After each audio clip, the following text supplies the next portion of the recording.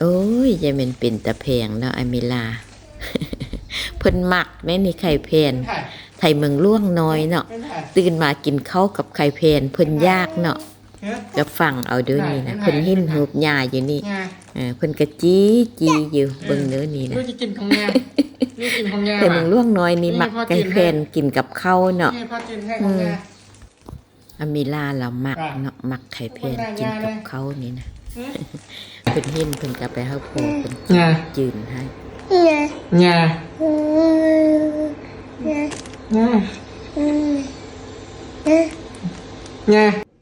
พ่อแม่กินเนาะหิน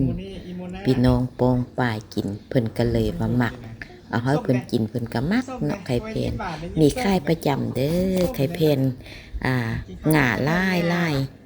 รับรองว่าแซ่บผู้เก่ากับขึ้นมาซื้อซ้ำเด้อไข่เพนแม่แก้วแซ่บลายไข่น้ำบากเนาะ